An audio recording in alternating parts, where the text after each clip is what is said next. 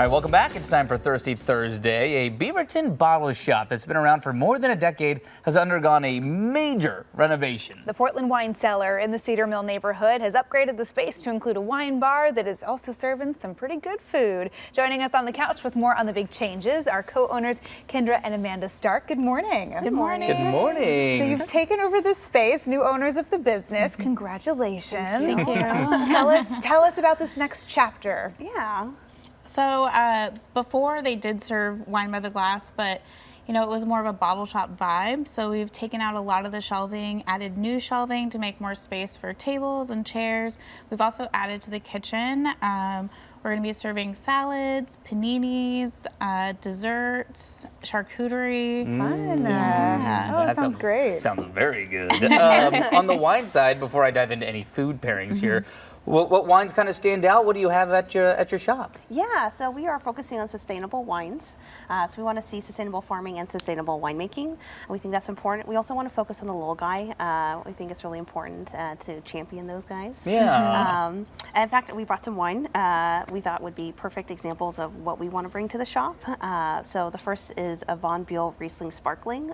Riesling is very rare grape to be seen in sparkling, so that's kind of fun. Okay. It's a bit of a wild roller coaster on the tongue too. So it's a little, it's fun in a bottle for sure. And then we have Sheba, being an Oregon winery at Oregon Bar. We should of course focus on Oregon wine. And so Akiko is a minority winemaker.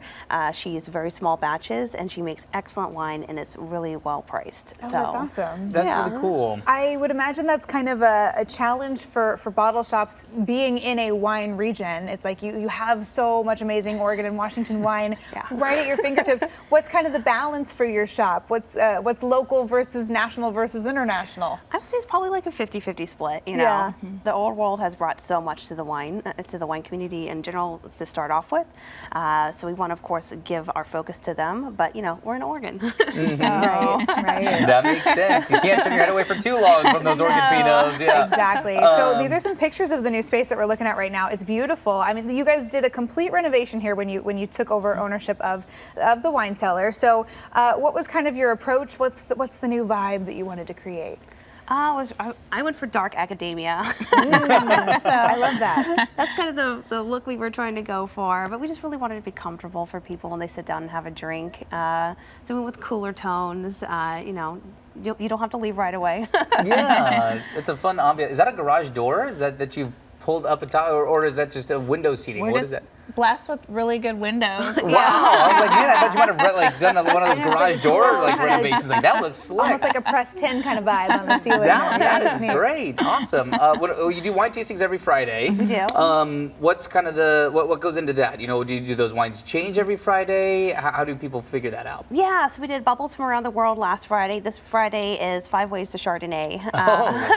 So every Friday is going to be a different set of wines, but really we just want to get people enthusiastic about down the road new grapes, new places and regions we can try wines from, and just introduce them to the grapes that they love in a different way. Neat. So, That is you so know, fun. that's Yeah. what tasting's about. And we do have to circle back around to the food. I know you gave us a little preview, but what's your approach to pairing food and wine for a bottle shop? You know, we wanted like a casual vibe, and we're like, paninis is casual, you know. I love a good panini. Yeah.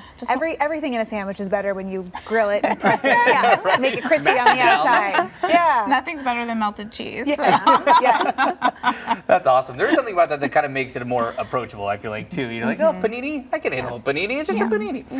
Okay, so your grand opening celebration is coming up on September 15th. What do you have in store? Free bubbles, free cake. We're going to have some people pouring for us, which is going to be really nice. It's just going to be a fun party. I like your vibe. This is a good energy right now. This is great. I like the vibe. It's gonna be a fun time. And I mean, we've talked about it on the show all the time. The West Metro, you know, West Hills and West is really just, it's popping off. So I think people are looking for some fun options if you don't necessarily want to drive all the way into Portland. You know, it's great if you're out on that side of town. Totally, no doubt to have about some it. fun stuff. But you also do have your other shop, Maeve. We just wanted to make a mention. Where can people also find you? Maeve's in Selwood, right on Milwaukee Avenue. We serve coffee and wine, desserts. It's just a chill spot with a private little patio. So it's really cute. That's awesome. All right. Well, Kendra and Amanda, thank you so much for being here. Congratulations on the new space. Yes. Excited to check it out. Cheers to your next adventure. All right. Again, the Portland Wine Cellar are holding its grand opening. That's Friday, September 15th. That's from 5 to 9 p.m. You can find it on Northwest Saltzman Road in the Cedar Mill neighborhood. Go to portlandwinecellar.com to learn more.